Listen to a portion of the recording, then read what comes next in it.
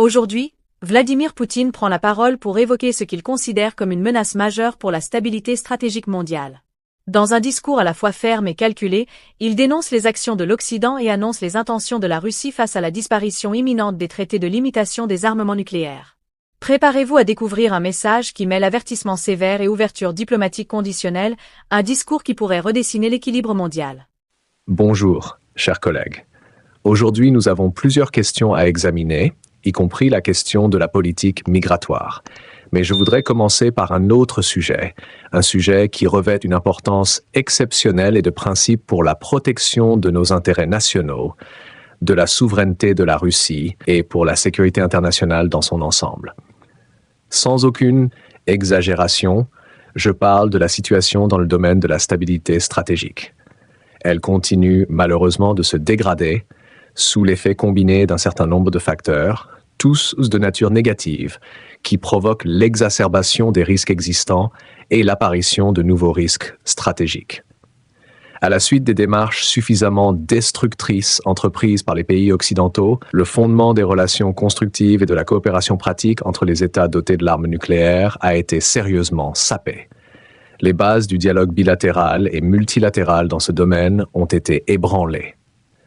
Pas à pas, le système des accords soviéto-américains et russo-américains sur le contrôle des armements nucléaires, des armes stratégiques défensives et offensives, a été quasiment démantelé. Un système qui jouait à la fois sur la stabilisation des relations entre les deux plus grands arsenaux nucléaires et sur le renforcement de la sécurité mondiale dans son ensemble. Je le répète, nous avons à maintes reprises parlé des causes et des conséquences possibles de cet état de fait. Les multiples problèmes accumulés depuis le début du XXIe siècle dans le domaine stratégique sont liés aux actions destructrices de l'Occident, à ses doctrines déstabilisatrices, à ses programmes militarotiques visant à saper la parité globale et à la tentative d'obtenir une supériorité absolue et écrasante. Nous avons, de façon constante et détaillée, critiqué cette position. Nous avons non seulement souligné l'extrême danger d'une dégradation supplémentaire, mais aussi proposé à plusieurs reprises des idées concrètes pour corriger ensemble la situation. Nos avertissements et nos initiatives n'ont pas reçu de réponse claire. Je souligne, et personne ne doit en douter, la Russie est capable de répondre à toutes les menaces existantes ou nouvelles, pas seulement en paroles, mais par des mesures militaro-techniques concrètes. En est la preuve notre décision de renoncer au moratoire unilatéral sur le déploiement de missiles terrestres de moyenne et de courte portée. Ce fut une mesure forcée, dictée par la nécessité de réagir de manière adéquate au programme de déploiement en Europe et dans la région Asie-Pacifique d'armes similaires de production américaine et occidentale qui menacent directement la sécurité de la Russie. Nos plans de renforcement de la défense du pays tiennent compte de l'évolution de la situation mondiale. Ils sont mis en œuvre intégralement et en temps voulu. Nous avons confiance dans la fiabilité et l'efficacité de nos forces nationales de dissuasion. Mais en même temps, nous ne sommes pas intéressés par une aggravation supplémentaire des tensions, ni par l'alimentation d'une course aux armements. La Russie a toujours défendu la priorité des méthodes politico-diplomatiques de maintien de la paix internationale sur la base des principes d'égalité, d'indivisibilité de la sécurité et de prise en compte réciproque des intérêts. Je rappelle que la dernière réalisation politico-diplomatique significative dans le domaine de la stabilité stratégique fut la signature en 2010 du traité russo-américain sur les armes stratégiques offensives. Cependant, en raison de la politique extrêmement hostile de l'administration Biden, qui a violé les principes fondamentaux sur lesquels reposait ce traité, sa mise en œuvre intégrale a été suspendue en 2023. Néanmoins, les deux parties ont déclaré leur intention de continuer volontairement à respecter les principales limitations quantitatives prévues par le traité, et ce, jusqu'à la fin de son cycle de vie. Ainsi, depuis près de 15 ans, ce traité continue de jouer un rôle positif significatif dans le maintien de l'équilibre des forces et d'une certaine prévisibilité dans le domaine des armes stratégiques offensives. Le traité New START, DSNV, arrive à expiration le 5 février 2026, ce qui signifie la disparition imminente du dernier accord international imposant des restrictions directes sur les potentiels nucléaires. Un refus total de l'héritage de ce traité serait, à bien des égards, une erreur, une démarche irréfléchie qui affecterait aussi, selon nous, les objectifs sur la non-prolifération des armes nucléaires. Pour ne pas provoquer une nouvelle course aux armements stratégiques, pour maintenir un niveau acceptable de prévisibilité et de retenue, nous considérons justifié de tenter de préserver le statu quo instauré par le New START, malgré la situation turbulente actuelle. C'est pourquoi la Russie est prête, après le 5 février 2026, à continuer pendant un an de respecter volontairement les limitations centrales prévues par ce traité. Par la suite, en fonction de l'évolution de la situation, nous prendrons une décision concernant la prolongation éventuelle de ces autorestrictions volontaires. Mais cette mesure ne sera viable que si les États-Unis agissent de manière symétrique et ne prennent pas de mesures qui viendraient saper l'équilibre existant des potentiels de dissuasion. À cet égard, je demande aux ministères et institutions concernés de suivre attentivement les activités américaines, notamment en ce qui concerne leur arsenal stratégique offensif. Une attention particulière doit aussi être portée à leur projet de renforcer les composantes stratégiques de leur système de défense antimissiles, y compris la préparation au déploiement de moyens d'interception dans l'espace. Nous partons du principe que la mise en œuvre concrète de telles actions déstabilisatrices pourrait réduire à néant les efforts de notre pays pour maintenir le statu quo.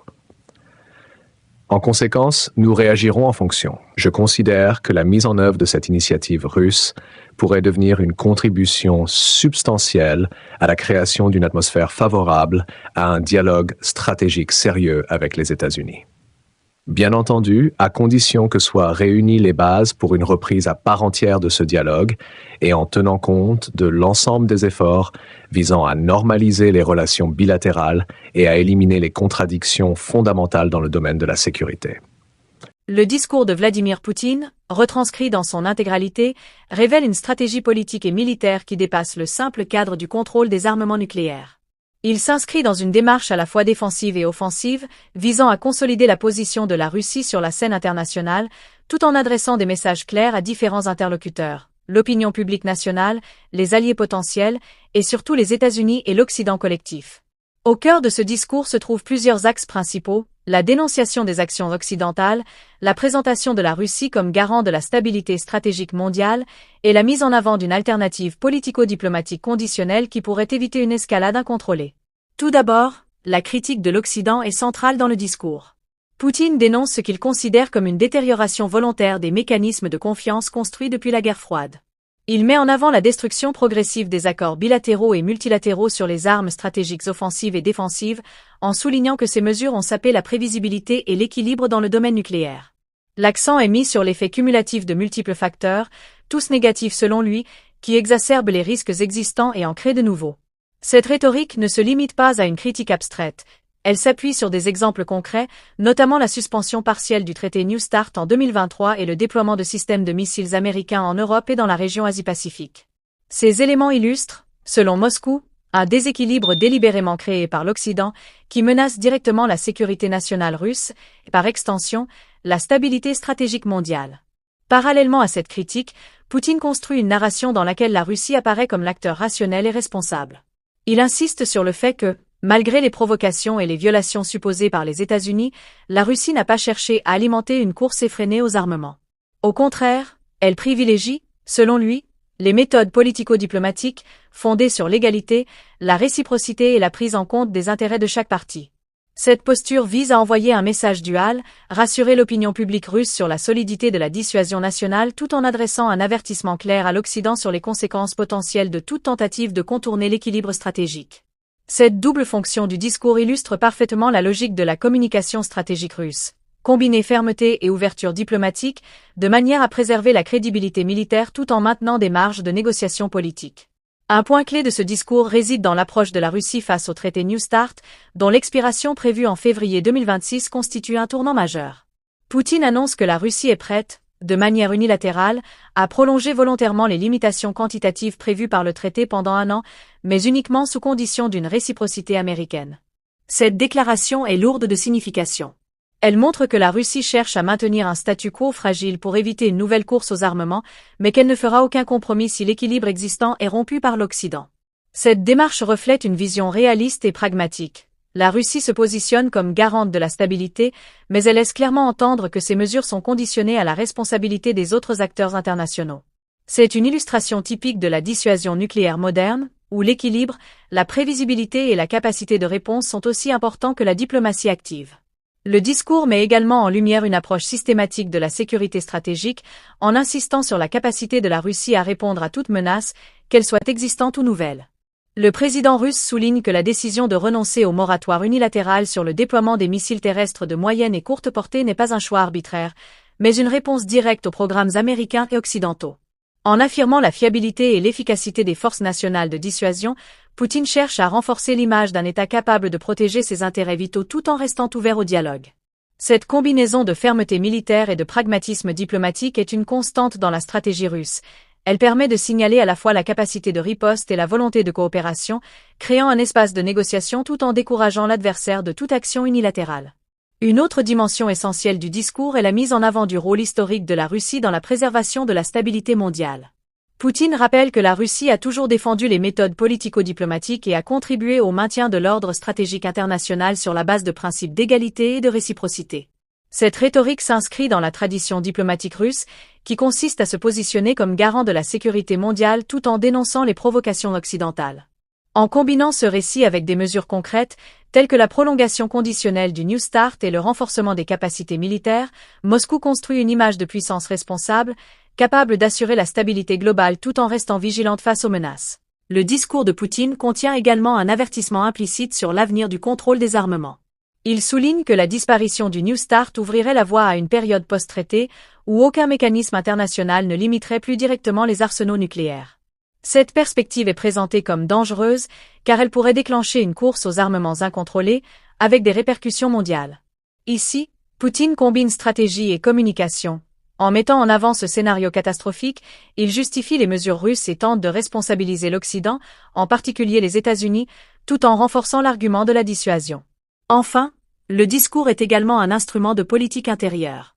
Il rassure l'opinion publique russe sur la solidité de la dissuasion nationale et la capacité du pays à protéger ses intérêts stratégiques. En parallèle, il envoie un signal fort à l'extérieur, rappelant que la Russie n'hésitera pas à utiliser des mesures militaro-techniques en cas de violation de l'équilibre stratégique. Cette dualité, entre affirmation de puissance et volonté de dialogue, est représentative de la diplomatie russe contemporaine. Combiner prudence et fermeté, communication et action, pour maintenir une position dominante dans un environnement international complexe et instable. Le discours de Vladimir Poutine est une démonstration exemplaire de stratégie à plusieurs niveaux. Il mêle critique de l'Occident, affirmation de la puissance russe, proposition de dialogue conditionnel et avertissement implicite. Il illustre la logique de la dissuasion nucléaire moderne, où chaque déclaration est calculée pour maximiser l'effet diplomatique tout en préservant l'équilibre stratégique. La Russie se présente comme un acteur responsable, conscient des risques globaux, mais prêt à agir avec fermeté pour défendre ses intérêts. Le message est double, il y a une main tendue vers la coopération, mais derrière cette ouverture se cache la menace crédible d'une réponse immédiate et proportionnée à toute tentative de déstabilisation. Dans le contexte de l'expiration prochaine du New START, ce discours doit être lu comme un avertissement historique, mais aussi comme un manifeste stratégique révélant les calculs précis de Moscou pour préserver la stabilité mondiale tout en consolidant sa position face à un Occident perçu comme provocateur et dominé par la volonté de supériorité.